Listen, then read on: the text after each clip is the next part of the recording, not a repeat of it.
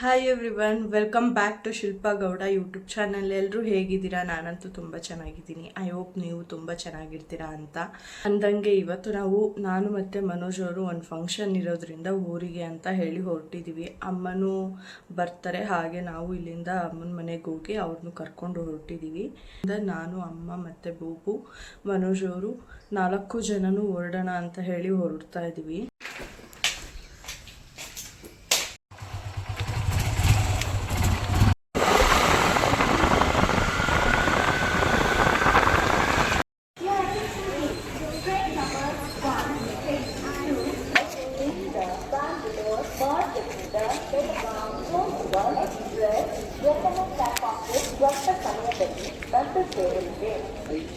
ನಾನು ಮತ್ತು ಮನೋಜ್ ಅವರು ಅಮ್ಮನ ಮನೆಗೆ ಹೋಗಿ ಅಮ್ಮನ ಮತ್ತು ಬುಬ್ಬುನು ಕರ್ಕೊಂಡು ಅಲ್ಲಿಂದ ಟ್ರೈನಲ್ಲಿ ಹೋಗೋಣ ಅಂತ ಹೇಳಿ ರೈಲ್ವೆ ಸ್ಟೇಷನ್ಗೆ ಬಂದು ಟ್ರೈನಲ್ಲಿ ಹೊರಟಿದ್ದಾಯಿತು.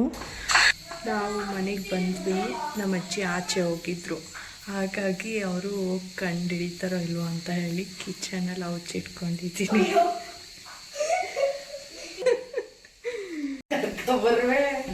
ಬಂದು ಈಗ ಆಟ ಮಾಡ್ಕೊಂಬಂದು ನಾನು ಮಂಜಾಟನೇ ಮತ್ತಿಲ್ಲ ಮಾಲ್ ತಕೋನೆ ಅಂದ್ರು ಕೂತಿದ್ನು.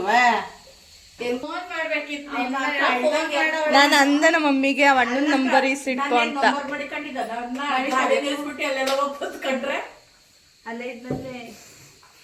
ನಮ್ಮತ್ತೆ ಇವತ್ತು ಏನೇನೋ ಸ್ಪೆಷಲ್ ಮಾಡ್ತವ್ರೆ. ಏನತ್ತೆ ಫ್ರೂಟ್ ಕಸ್ಟರ್ಡ್ ಮಾಡವ್ರೆ ಎಲ್ರಿಗೂ ಅಂತ ಹೇಳ್ಬಿಟ್ಟು. ಕೆಲವೊಬ್ಬರು ನಾನ್ ವೆಜ್ ತಿಂತಾರೆ, ಕೆಲವೊಬ್ಬರು ವೆಜ್ ತಿಂತಾರೆ ಅಂತ ಹೇಳ್ಬಿಟ್ಟು ಫ್ರೂಟ್ ಕಸ್ಟರ್ಡು ಮತ್ತು ಏನಿದು ಒಬ್ಬಟ್ಟು. ಆಮೇಲೆ ನಮ್ಮಮ್ಮನ ಕೈಲಿ ಇದೇನೋ ಮಾಡಕ್ಕೆ ಕೊಟ್ಟವ್ರೆ ಕೋಸಂಬರಿ.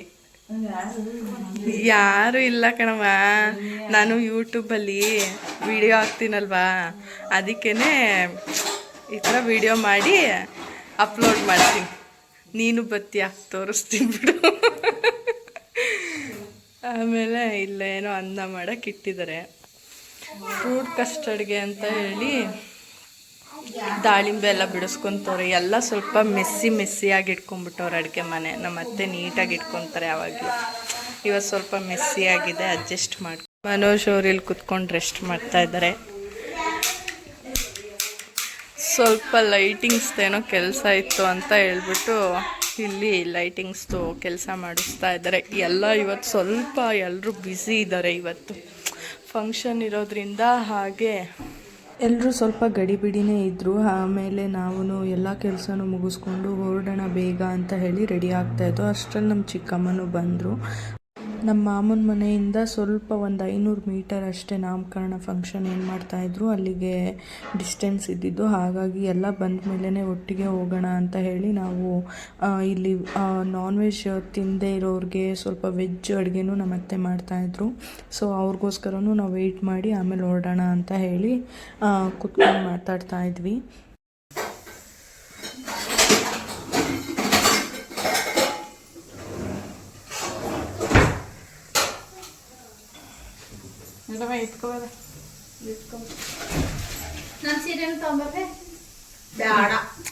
ಎಲ್ರಿಗೂ ಅದೇನೋ ಹೇಳ್ತಾರಲ್ಲ, ಎಲ್ರಿಗೂ ಒಂದು ಚಿಂತೆ ಆದರೆ ಇವ್ರಿಗೆ ಒಂದು ಚಿಂತೆ ಅನ್ನಂಗೆ.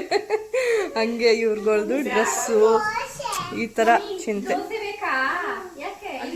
ಅಲ್ಲಿ ಅಲ್ಲಿ ದೋಸೆ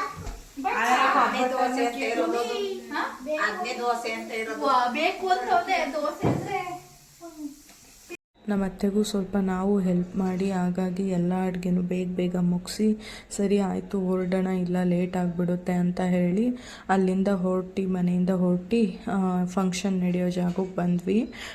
ಬಂದಮೇಲೆ ಎಲ್ಲ ತೊಟ್ಲು ಶಾಸ್ತ್ರ ಇದೆಲ್ಲ ಮಾಡಬೇಕು ಅಂತ ಹೇಳಿಬಿಟ್ಟು, ಅಂದರೆ ಮಗುವಿನ ಅತ್ತೆನೇ ಮಾಡಬೇಕು ಅಂತ ಹೇಳಿ ಅವ್ರ ಕೈಲಿ, ಅಂದರೆ ನಮ್ಮ ಸಿಂಧು ಕೈಲಿ ಪೂಜೆ ಮಾಡಿಸ್ತಾಯಿದ್ರು. ತೊಟ್ಲಿಗೆ ಏನೋ ಶಾಸ್ತ್ರ ಮಾಡ್ತಾರೆ, ಪೂಜೆ ಮಾಡಿಸ್ತಾರೆ ಅಂತ ಹೇಳಿಬಿಟ್ಟು ಆ ಥರ ಪೂಜೆ ಮಾಡಿಸ್ತಾಯಿದ್ರು. ಅವಳು ದೊಡ್ಡವ್ರ ಹತ್ರ ಎಲ್ಲ ಕೇಳಿಕೊಂಡು ಹೇಗೆ ಮಾಡೋದು ಏನು ಮಾಡೋದು ಅಂತ ಹೇಳಿ, ಯಾಕೆಂದರೆ ಇದೇ ಫಸ್ಟ್ ಟೈಮ್ ಅವಳು ತೊಟ್ಲು ಶಾಸ್ತ್ರ ಮಾಡ್ತಾಯಿದ್ದಿದ್ದು.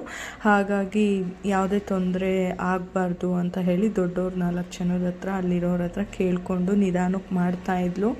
ಹಾಗೆ ನಮ್ಮ ದೊಡ್ಡಮ್ಮನೂ ಅವರಿಗೆ ಹೆಲ್ಪ್ ಮಾಡ್ತಾಯಿದ್ರು. ಅಲ್ಲಿರೋರು ಎಲ್ಲರೂ ಹೀಗೆ ಮಾಡು ಹಾಗೆ ಮಾಡು ಅಂತ ಹೇಳ್ಕೊಡ್ತಾಯಿದ್ರು.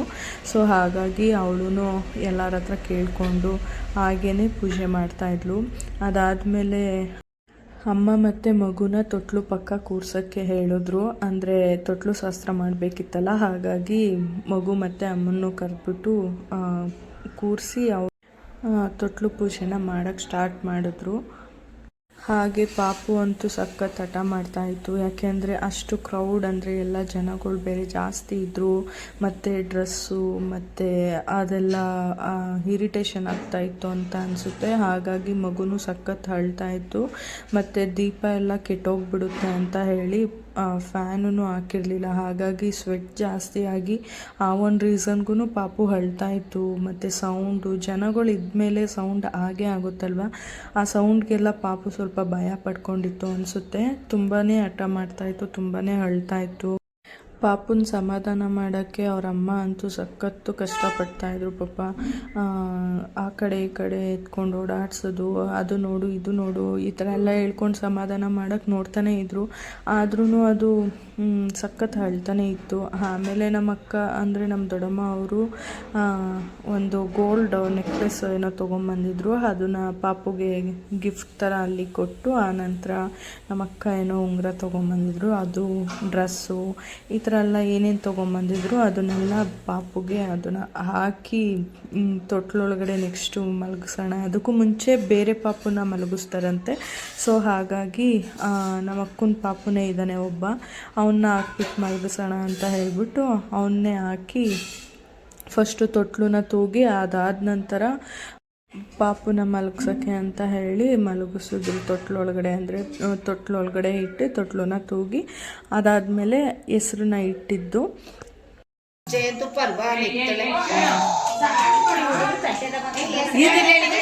ಹೆಸರೇಳು.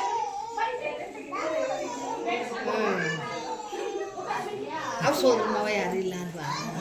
ಸೋದ್ರ ಮಾವ ಇರಲಿಲ್ವಲ್ಲ, ಅಕ್ಕಳ ಸೋದ್ರ ಜೊತೆ ನಮ್ಮ ಕಡೆ ಎಲ್ಲ ಅಲ್ಲ, ಇವ್ರ ಕಡೆಯೇ ಸೋದ್ರ ಮಾವ ಇದ್ರೆ ಹೇಳಿಸ್ಬೋದು ಕಿಡಿಲಿ. ಸೋದ್ರ ಮಾವ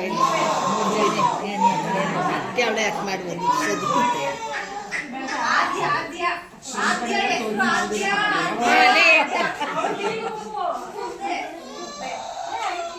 ಎತ್ಕೊಯ್ಯ ಕೊಡೋಳ ಕೈಗೆ ಕುತ್ಕೋನು.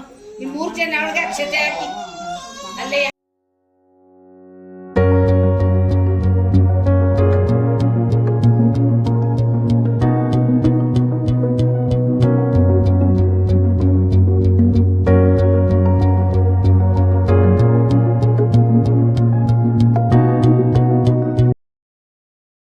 ಅವಳ ಕೈಗೆ ಏನಾರ ಕೊಡವ ಒಂದು ಅಡುಗೆನ ಸ್ವೀಟ್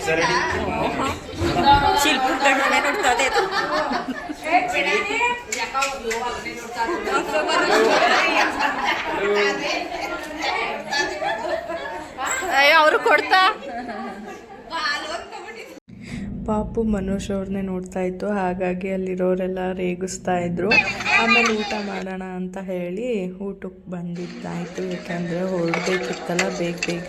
ಸೊ ಹಾಗಾಗಿ ಊಟ ಮಾಡಿಕೊಂಡು ಇವರು ಹೊರಡುವಾಗ್ಲೇ ನಾವು ಹೊರಡೋಣ ಬೆಂಗಳೂರಿಗೆ ಅಂತ ಅಂದ್ಕೊಂಡು ನಾನು ಮತ್ತು ಮನೋಜ್ ಅವರು ಊಟಕ್ಕೆ ಅಂತ ಹೇಳಿ ಬಂದ್ವಿ. ಸ್ವಲ್ಪ ಸಾಕು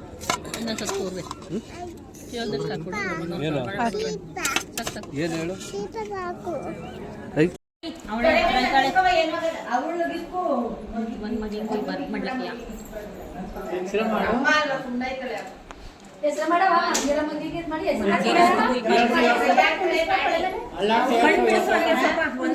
ಊಟ ಎಲ್ಲ ಮುಗಿಸಿದ್ದಾಯಿತು. ಆಮೇಲೆ ಇಲ್ಲಿ ಮಗುನು ಮತ್ತು ಅಮ್ಮನ್ನು ಮನೆಗೆ ಕರ್ಕೊಂಡೋಗೋಕ್ಕೆ ಅಂತ, ಅಂದರೆ ನಮ್ಮ ಅಣ್ಣನ ಮನೆಗೆ ಕರ್ಕೊಂಡೋಗೋಕ್ಕೆ ಅಂತ ಹೇಳಿಬಿಟ್ಟು ಅದಕ್ಕೂ ಮುಂಚೆ ಮಡ್ಲಕ್ಕಿ ತುಂಬ್ತಾರಂತೆ. ಹಾಗಾಗಿ ಇಲ್ಲಿ ಮಡ್ಲಕ್ಕಿ ತುಂಬ್ತೀವಿ. ಮಗುನ ಎಬ್ಬಿಸು ಮಲಗಿರುವಾಗ ಮಗುವಿಗೆ ಮಡ್ಲಕ್ಕಿ ಏನಿದೆ ಅದನ್ನು ತುಂಬಲ್ಲ. ಸೊ ಹಾಗಾಗಿ ಮಗುನ ಎಬ್ರಿಸು ಅಂತ ಹೇಳ್ತಾಯಿದ್ರು. ಅದು ಸಖತ್ ಟಯರ್ಡ್ ಆಗಿತ್ತು ಅನಿಸುತ್ತೆ, ಮತ್ತು ಜನನೆಲ್ಲ ಸ್ವಲ್ಪ ನೋಡಿ ಭಯ ಪಡ್ಕೊಂಡಿತ್ತು. ಹಾಗಾಗಿ ಎಷ್ಟು ಎಬ್ರಿಸ್ತಾ ಇದ್ರೂ ಅದು ಎದ್ದೇಳಲೇ ಇಲ್ಲ. ಕೊನೆಗೆ ಸರಿ ಆಯಿತು, ಹಾಗೆ ಮಡ್ಲಕ್ಕಿ ತುಂಬಿ ಅಂತ ಹೇಳಿಬಿಟ್ಟು ಮಡ್ಲಕ್ಕಿ ತುಂಬಿದ್ರು.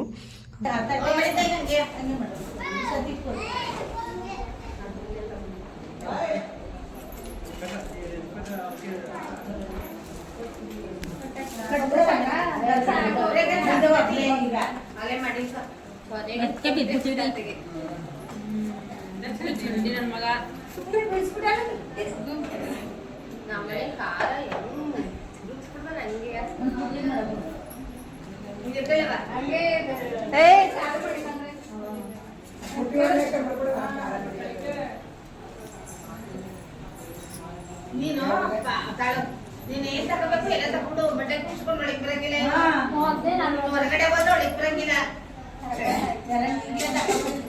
ಏನು ಒಳಗೆ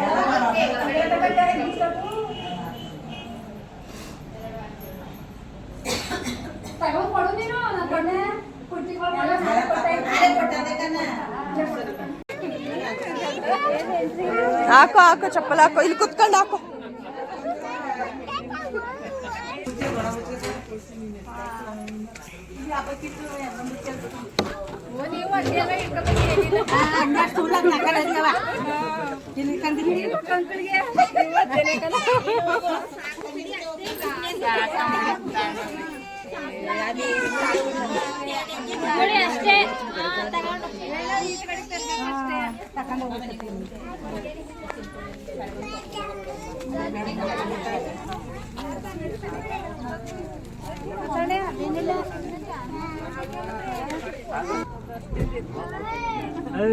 ಏನು ಹೇಳ್ಬಿಡು ಯಾಕೆ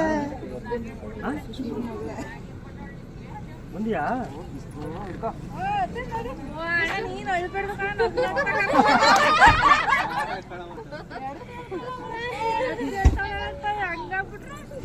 ಬಾಯ್ ಬಾಯ್ ಬಂದಿಯಾ? ಬಂದಿಯಾ?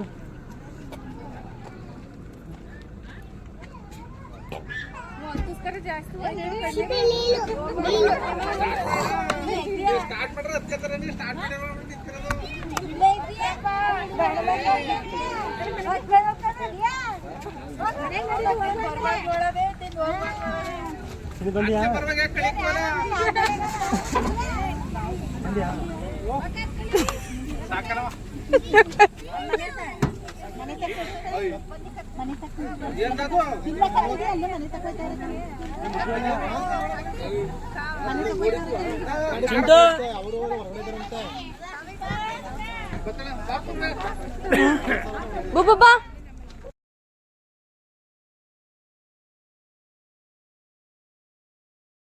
ಹೊರಟಿ ಕೆಂಗೇರಿ ರೈಲ್ವೆ ಸ್ಟೇಷನ್ಗೆ ರೀಚ್ ಆದ್ವಿ. ಆಮೇಲೆ ಏನಾಯಿತು ಅಂದರೆ ಒಂದು ಹುಡುಗಿ ಟ್ರೈನ್ ಮಿಸ್ ಆಗಿಬಿಡುತ್ತೆ ಅಂತ ಹೇಳಿ ಮೂವ್ ಆಗೋ ಟೈಮಲ್ಲಿ ಅವ್ರ ಅಮ್ಮನ್ನ ಟ್ರೈನ್ ಒಳಗಡೆ ಹತ್ಸಿದ್ದಾರೆ. ಆಮೇಲೆ ಅವರು ಹತ್ತಕ್ಕೆ ಲಗೇಜ್ ಇಟ್ಕೊಂಡು ಹತ್ತಕ್ಕೆ ನೋಡಿದ್ದಾರೆ, ಬಟ್ ಸಖತ್ ಫಾಸ್ಟಾಗಿ ಸ್ವಲ್ಪ ಮೂವ್ ಆಗ್ತಾಯಿತ್ತು. ಹಾಗಾಗಿ ಇನ್ನೇನು ಟ್ರೈನು ಇದನ್ನು ಬಿಟ್ಟು ಹೋಗಬೇಕು ಅಂದರೆ ಡಿಪಾರ್ಟ್ಮೆಂಟ್ ಏನಿರುತ್ತೆ ಮೀನ್ಸ್ ರೈಲ್ವೆ ಸ್ಟೇಷನ್ ಬಿಟ್ಟು ಹೋಗಬೇಕು. ಆ ಟೈಮಲ್ಲಿ ಹುಡುಗಿ ಓಡ್ತಾ ಇರೋದನ್ನ ನೋಡಿ ಹಿಂದಗಡೆ ಸಿಗ್ನಲ್ ಮಾಡ್ತಾರಲ್ವ, ಅವರು ಸ್ಟಾಪ್ ಮಾಡೋಕ್ಕೆ ಹೇಳಿ ಆಮೇಲೆ ಟ್ರೈನ್ನ ಸ್ಟಾಪ್ ಮಾಡಿಸಿ ಅದಾದಮೇಲೆ ಆ ಹುಡುಗಿ ಟ್ರೈನ್ ಹತ್ಕೊಂಡ್ರಂತೆ. ಈ ಥರ ಯಾರು ಮಾಡೋಕ್ಕೆ ಹೋಗಬೇಡಿ, ಮೂವ್ ಆಗ್ತಾ ಇರೋ ಟ್ರೈನ್ನ ಯಾರು ಹತ್ತಕ್ಕೆ ಹೋಗಬೇಡಿ ಅಂತ ಹೇಳ್ತಾ ಈ ಲಾಗ್ನ ನಾನು ಇಲ್ಲಿಗೆ ಎಂಡ್ ಮಾಡ್ತಾ ಇದ್ದೀನಿ. ಹಾಗೆ ನಿಮ್ಗೆ ಏನಾದರೂ ಈ ಬ್ಲಾಗ್ ಇಷ್ಟ ಆಗಿದ್ದರೆ ಲೈಕ್ ಕಮೆಂಟ್ ಶೇರ್ನ ಮಾಡೋದನ್ನ ಮರಿಬೇಡಿ. ಯಾರಾದರೂ ಇದೇ ಫಸ್ಟ್ ಟೈಮ್ ನನ್ನ ಚಾನೆಲ್ನ ನೋಡ್ತಾ ಇದ್ದರೆ ಈ ಕೂಡಲೇ ಸಬ್ಸ್ಕ್ರೈಬ್ ಮಾಡ್ಕೊಳ್ಳಿ. Thank you for watching.